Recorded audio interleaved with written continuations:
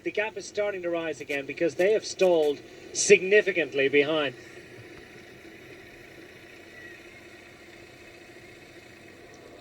Everybody looking around. Who wants to take it up? Kelderman could probably usefully use Power just to set the agenda, set the tempo a little bit. Or does he need to retain him in case there's a gap to be closed? Well, Power's going to set the agenda on the front of this group and just try and keep it at a decent rate. Prevent any opportunistic moves. Ede's going to try and hang on in there for a little while longer. Valverde drops to the back. Soler's managed to drop back in. Here it comes, Pogačar. Pogačar's next to try his luck. UAE Team Emirates rider. Causing all sorts of frantic worry for Grosskartner, Rafalom Majko in turn, and Pogačar, who sits fifth overall, 4 minutes and 49 seconds behind Primož Roglič. Roglič does not instantly respond. He'd be happy enough, and he clearly seems satisfied to let Pogačar have a little bit of daylight. Yeah, definitely. This is more Lopez's worry right now with Pogačar going up the road. So Pogačar 4:49, Lopez 4:17. So it's not an awful lot of time in between them.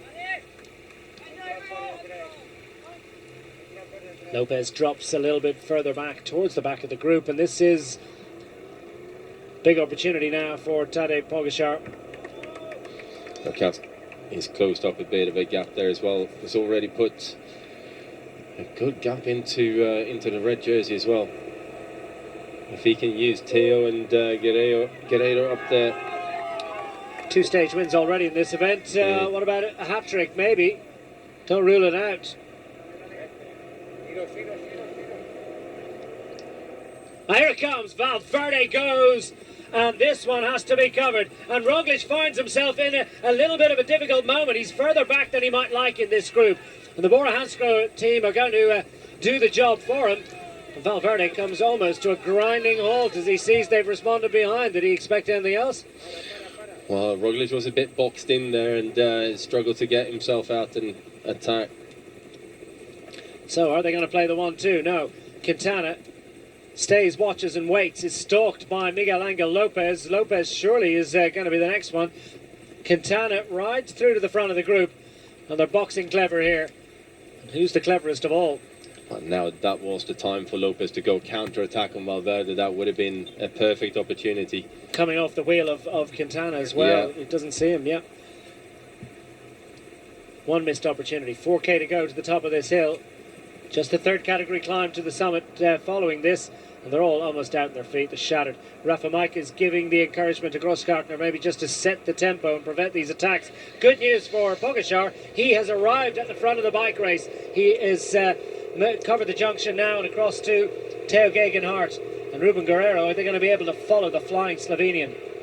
The gap to the red jersey group, they're now 52nd from Pogačar.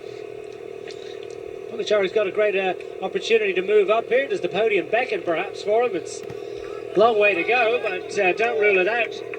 We have 2 Slovenians on the finishing podium of the Vuelta. Well, Miguel Angel Lopez is going to roll the dice. He wants... Well, Pogačar has actually just overtaken Lopez on the general classification here. Now, it was 32 seconds between him at the start of this morning. So right now, Pogačar is riding himself up into 4th place. That's good news. Got another 30 seconds to do before he's in overtaking Quintana. And here goes Valverde again. No, I think this might be a replay. Are we picking up the attack we saw earlier? Is this a response? Yeah. Yeah. Valverde on the attack, and that was the moment, where he looks around. What was that gesture? So peculiar. Was he expecting something different from Quintana? Was he expecting Quintana to go with him? Maybe he was. This is a dangerous move by Pogačar. He's now got rid of both Guerrero and Teo Gegenhardt. This is time trial mode now for 37.5 kilometers. Well, he's well capable of it, and what an emerging talent he is. Tadej Pogačar, part of the new generation that has arrived this year. Seems like such a collection of There you have the virtual situation with Pogačar within touching distance of that third place. Well, as Quintana, of course, has moved up ahead of Miguel Angel Lopez. Well, you see sitting ahead of Miguel Angel Lopez, that's normal. But Pogačar now within touching distance, as I say, of that third place. Right, it's coming back into it as well there now, though. Oh, that's good news. George Bennett is up there for Primož Roglič, but has he got the strength? I mean, it's just quite simply. I mean, this man was able to follow everything, and then it's been given his advantage. Over a minute clear. But there's now two more Movistar riders in that group, so to start working on the front. Well, we spent all day talking about the attack that was going to come from Miguel Angel Lopez, and almost nothing said about a man who's been flying solo on these climbs for much of the day. Tadej Pogačar. Surprised Lopez still has an attack. We've only got 3 kilometers left to go up here. The legs in it. That's the question. Some resources for the Movistar squad. Naira is definitely looking sharper today than he has done on previous mountain stages. And this is a little bit of suffering for Pierre Latour as he tries to get back in. That group has swelled in size. Did we really believe that it would be this big within 2.5 kilometers of the summit? Well, they're about 3 kilometers from the summit in actual fact, aren't they? Because the flying Tadej Pogačar has put a bit of daylight in. Pedrero makes it back up in front of Soler, Quintana, Valverde. Movistar have the numbers. Have they got the legs to, first of all, close down this man? Second of all, do something about... At the moment, Movistar matching the pace of Pogačar. And that will probably satisfy them. They will just leave him dangle out there if they can hold this pace through and over the top of the hill. Well, considering we've got basically 34 kilometers of riding left to do, it's a good sort of 10 kilometers, 12 kilometers of descending before it's got to really start pedaling again. It's a long way to ride on your own, that against a team of riders behind. And I guess for Movistar, this is all about controlling this now. Hold the group together, as many riders as possible over the top of this mountain. Guerrero and Teo Gegenhardt now riding together again in pursuit of the lone leader.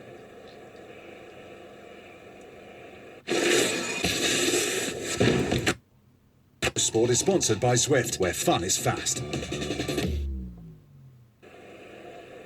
Down to the final 36 and a bit kilometres, and within 2 kilometres of the summit of the penultimate climb of the penultimate stage of Vuelta 2019. Tadej Pogačar is your lone raider out front, having left the group of favourites, skipped across to the last 2 riders from the early break of the day, Teo Gegenhardt and Ruben Guerrero. And now they are in pursuit of the flying Slovenian, but it's a rearguard action. The bunch behind, while they're thinking about trying to keep this man honest, the Movistar squad have got some riders to try and chase down Tadej Pogačar and prevent him from taking the 3rd place on the podium that is currently the preserve of Naira Quintano. He needs to eke out another 10 seconds and then he will be on the podium, so he's riding his way towards the virtual podium anyway. If he can hold on to it to the finish line, that's a different matter. Well, there's only virtual prize money for virtual podiums, as in none. Yeah. A long way to go. But Pogačar has produced the attack that we were expecting to see from Miguel Angel Lopez. Lopez has tried, but he hasn't been able to wrestle even a couple of bike lengths daylight between himself and the rest. Still no more moves from Lopez. Surprised that he hasn't gone on the attack again. He's leading it late. Well, 1,600 metres to the top for the leaders, for the leader. Nico Ede, from the early break, has finally cracked in his battle to stay with the favourites group through to the top of the climb. Dylan Toons, Belgian rider, is also being distanced somewhat.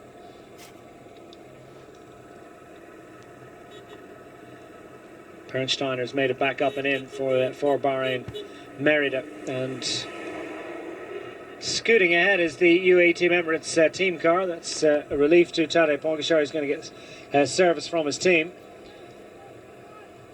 He's going to carry an advantage across the top of this hill. That much seems clear. Pedrero there to assist Quintana and Valverde. But is he able to go quick enough to keep Tadej Pogačar within striking distance? And the way things are going, And these two might just make it to the top of the hill and over the top with a little bit of an advantage over the group of favourites. Well, so I think as long as they get over the top, they're going to be pretty happy with that situation. Virtual podium. Absolutely flying. 2 seconds virtually clear of Naira Quintano in the general classification hunt.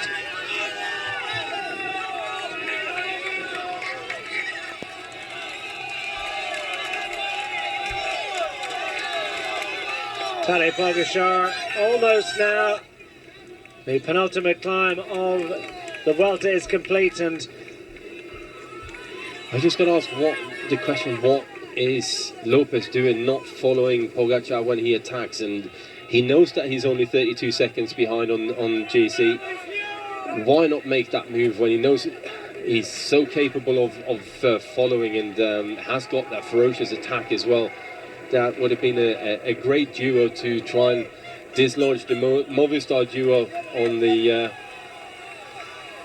from the podium. One can only surmise that there might be an element of fatigue has played into his decision making, but look at this now, 1 minute and 25 seconds. This is impressive stuff, to say the least, if he continues this rate of progress. You know what, we go on about Remco Evenepoel, Tadej Pogačar, let's remind ourselves he's just 20 years of age. It's a remarkable performance. Yeah, it's the end of 3 weeks of tough racing. Powers of recovery so impressive. Once upon a time they saw, and it's I did for a moment think that Teo Gegenhardt was going to attack his breakaway companion, but they kind of need each other, don't they?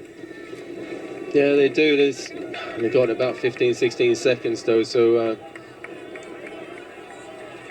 I think they just want to get over the top here now. They haven't got that much further to go before they're there, and then it's fold into this line and start thinking of a different approach to trying to win the stage. Right now, there's a couple of more Astana riders in there as well, so I'm guessing there's going to be a bit more manpower being invested to chase after Pogačar. Quite the crowd up at the top of this climb, racing through the mist. What's the weather like on the other side? The wind is certainly impressive, isn't it? It whips across, and Pogačar looks for the shelter of the camper vans. Across the top of the climb, the Puerto de Pena Negra has been claimed by Tadej Pogačar of UAE Team Emirates. Immediately up and onto the big ring. No relief, no time to spare to think about, well, anything other than maybe getting a bit of food in. Let's hope the weather's good.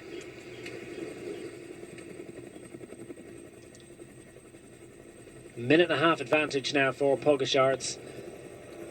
It's epic stuff for the 20-year-old Slovenian. Overall winner of the Amgen Tour of California already in his opening season in the World Tour. Also won Volta Algarve and stage wins in both of those stages. And a couple of stage wins, of course, already in the Vuelta España. What a superstar in the making he is. Talk about Egan Bernal. He needs to get those Tour de France wins done pretty quick, because here comes Tadej Pogačar. Ede has managed to battle his way back in, as indeed has Dylan Teuns. Rob Power as well is also hanging on grimly in there. It's quite a big group. I did not expect to see this size of a group going over the top of the mountain. Well, they've just about made it to the top of the hill in advance of the group of leaders, but Teo Gegenhardt and Ruben Guerrero have been retained. They'll try and recover as best they can for the final push up the final climb. Look at the flags there. The wind is so strong over the top here. Hopefully for Tadej Pogačar it's somewhat less windy down the bottom, because otherwise he's going to be in for a pretty difficult finish. More or less got the same direction towards the finish here now. The final climb is fully 9 kilometers long. It's not the steepest one they'll hit, but it is long in distance, so there's still maybe opportunities here.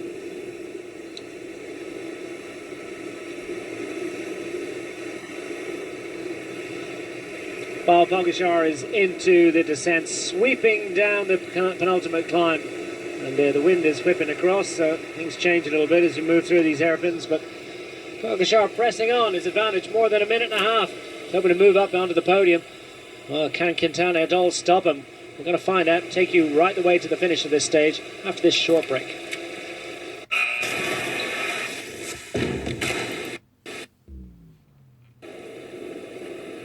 It's been all action today, and this is the group of favourites. They've hoovered up one or two riders from the early break, and they are snaking their way down the penultimate climb of the day in pursuit of this man.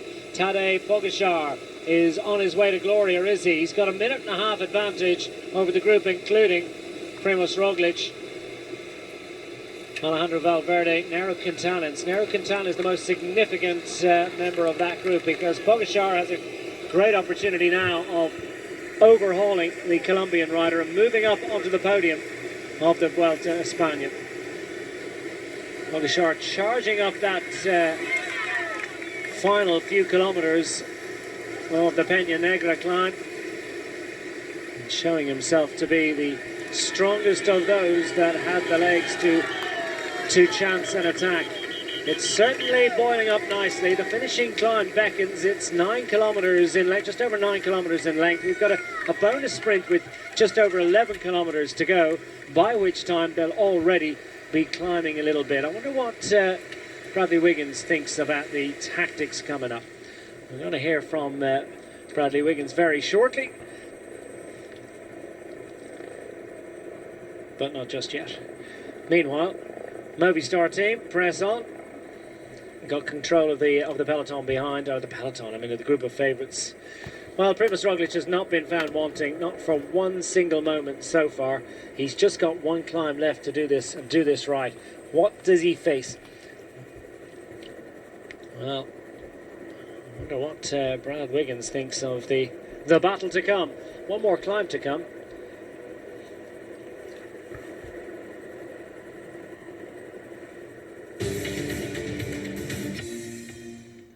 We said earlier that this was going to be the calm before the storm. It proved just to be that. Astana yet again doing what they have done so often this Vuelta España. You can see them all taking the rain capes off, preparing for one thing, and that's the attack of Miguel Angel Lopez. And here they are. There's Jakob Fuglsang again, who's been a real firepower for this team during this race. It was predicted, and he did it again like he did the other day. At this time, Roglič was strong enough to go in. They recognised the danger. They recognised this guy's very strong and one of the strongest riders in the race. Small group developed here. Most of the big contenders there, Quintana, Valverde, but it wasn't to be. It didn't look like the climb was hard enough at that point to really put a gap in. But he did go again after this, and he's really intent on trying to do some damage in this race. After this, we did see the isolation of, as I said, with Roglič and those guys, and it really is down to Movistar at this point now to capitalise on the isolation of Jumbo-Visma and Primož Roglič. They got second and third in GC, and here it was. Alejandro Valverde attacked. After this, he wasn't very happy over something. I don't know if it was actually that Quintana should have gone with him and they maybe planned something to really try and put this race home. Either that, or he wasn't happy with Bora chasing him down. We're not too sure what was going on there, but there was clearly a plan that didn't come off for Valverde because he got the gap initially and didn't carry it on home. Not too sure what's happening at the moment in terms of that, but I'm sure we're going to find out now as we get into these later stages. Lots to play for still. We'll hand you back to the commentary team.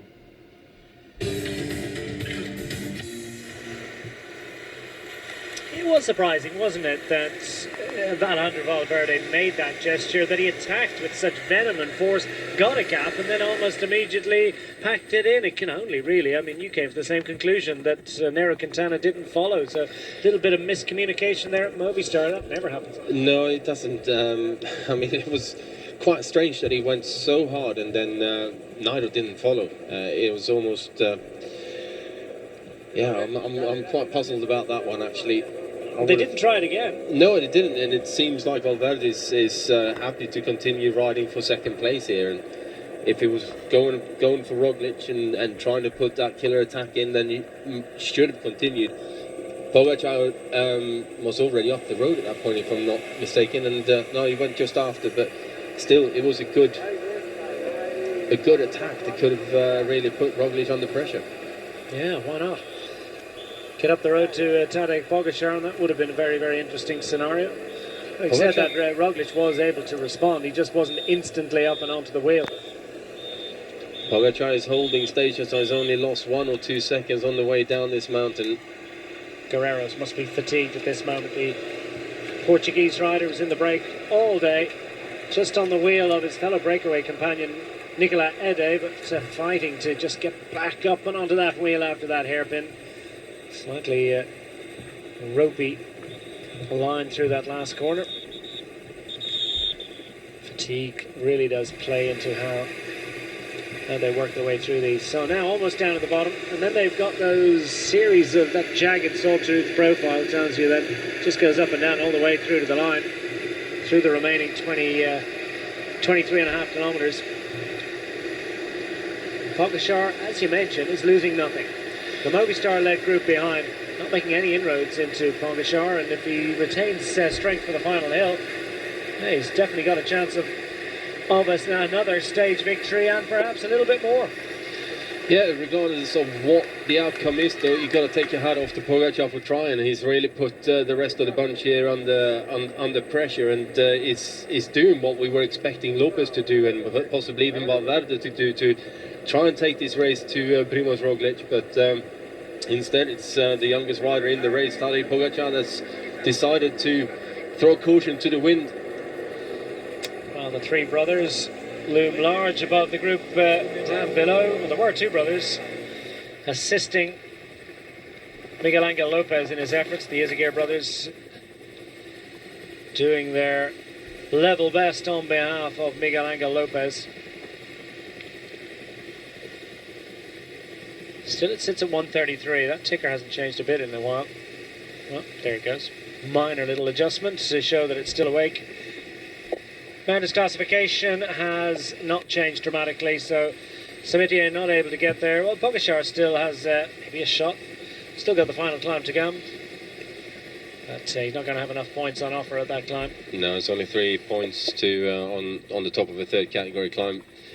I don't think he's too worried about what's happening with that. He's more worried about what are these guys doing. Can he stay away from them as they take back another second, as Marc Soler is now coming to the front and starting to press on.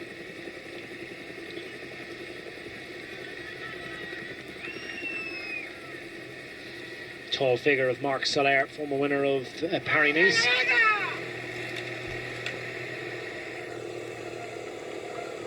What an exciting talent this man is. Pogačar, a minute and a half clear, holding steady.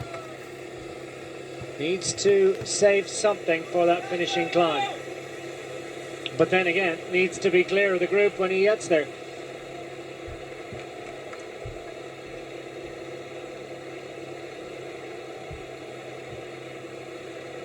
Pogačar wearing the points jersey, sitting fourth in that classification. Maybe a shot of moving up.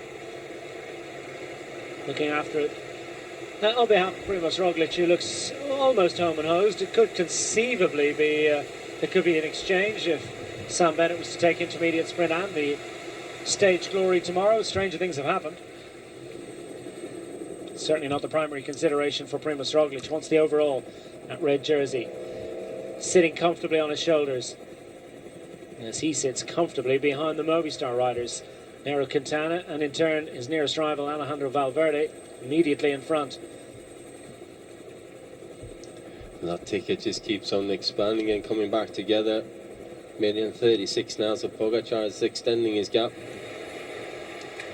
Gotta say though, with Marc Soler, it didn't look particularly sharp on the climb earlier. Lost contact and then managed to get back in as the tempo slowed up in this group. So how much has he got left in his legs? And against the Pogačar, who's clearly got very good legs. Yes, it's 1 against 1 here, for all that appearances would suggest otherwise, albeit there are reinforcements waiting to present themselves, waiting to contribute.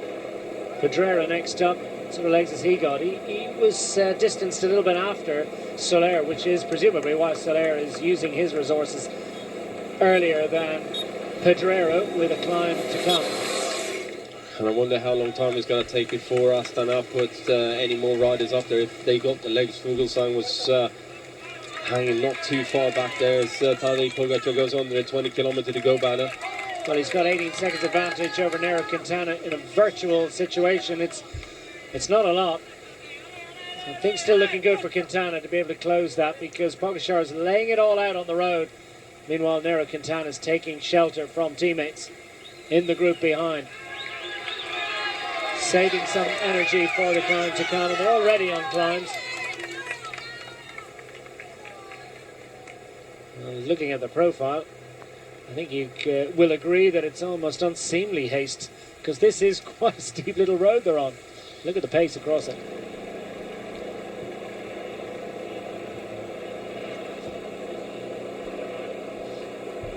Inside 20 kilometres to go. The peloton now led by Pedrero of the Movistar squad. Soler still available, with Alejandra Valverdeja and Naira Quintana in line astern. Now, two Astana riders left up there, and I wonder whether they're going to wait and let Movistar do all of the work for as long as possible, waste all their riders, and then take the attack to Quintana and Valverde. Carl Frederick Hagen taking the opportunity to take a bottle. He just managed to get that one done before the bar closed there at 20 kilometres to go. And it's been such an impressive performance from Carl Frederick Hagen. He sits comfortably in the top 10 for the Lotto Soudal squad. Lost another 10 seconds almost since they got down onto the flat road here, and it's actually starting to go somewhat uphill again. So they've just crossed the 20k to go banner there now.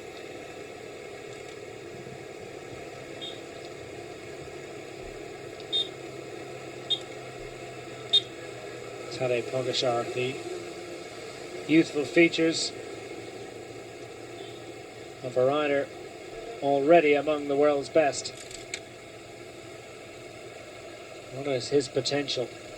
Well, he's exploring it out on the roads of Spain today and extending his advantage over the group behind, putting further daylight between himself and Nairo Quintana of the Movistar squad, who's hoping to hang on to that third place overall.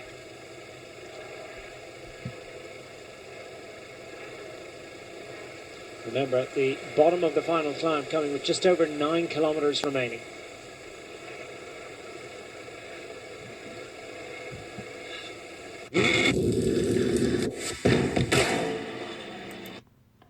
Fun is fast.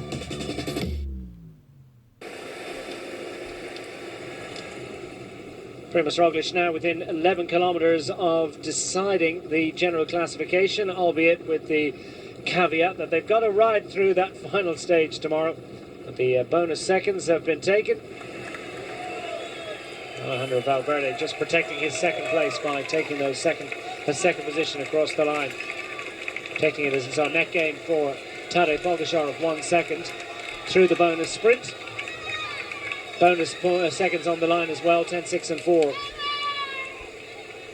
These riders jockey for position to try and ensure that they're not delayed or they're not behind the wrong rider.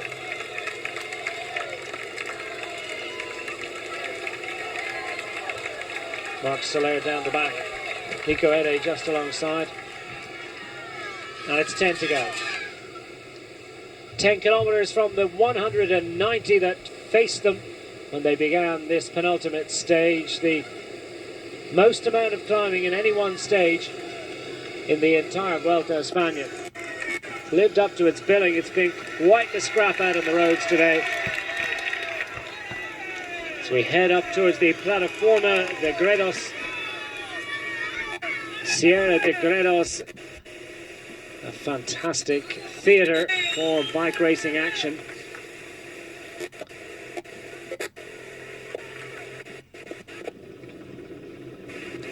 And it would be a shame if we had picture breakup all the way up the climb. It's kind of understandable. Tree in amongst the trees. Bit of a struggle to get the signal all the way up to the aircraft above. Pogačar, such a simple equation for him. He's just got to endure the pain, produce the power, and hope that it all works out in his favour. Well, 9 kilometres of time trial effort left to do here now. Most of it uphill. Well, I said 9 kilometres, and Madrid above that. Madrid beckons tomorrow. They'll transfer, of course, to the capital and have a relatively short ride down to the finishing circuits tomorrow. There's confirmation of that finishing sprint. More particularly the bonus seconds on the right-hand side there are of what is real interest. Although Pogačar, I suppose, usefully gained some points in the points classification. He's well placed in that.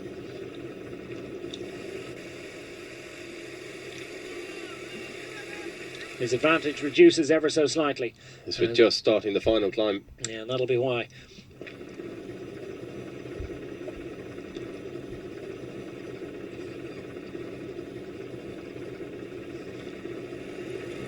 Riders strung out behind.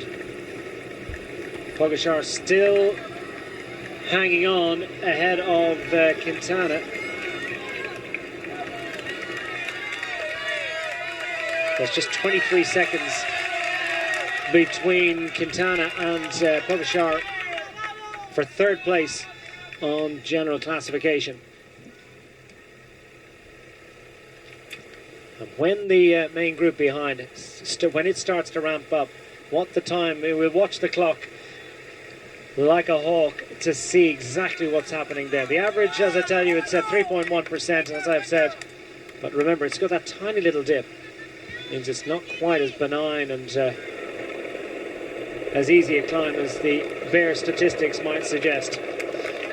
And the second part of this climb here is the more difficult one. You got 7.8% at the first kilometer, 5.9, 6.2, and then you got the steepest part, the 8% in the final kilometer up to the finish line. So the final kilometer is the toughest part of this entire climb. How cruel can they possibly be? Pedrero back in the front for the Movistar team. Mike Soler is doing another last do or die move to get up there, see if he can do one more turn to contribute. He'll do what he can.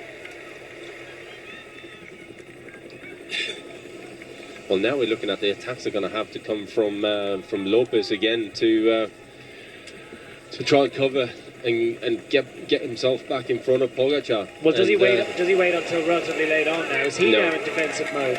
Does he go on the attack early on? And final push from Fuglsang. Soler, I don't think even was able to make it through to the top. He's absolutely at the end of his tether. And this push from Jakob Fuglsang has only served to push Soler back into the group. And Lopez doesn't respond. And then he stops completely as well.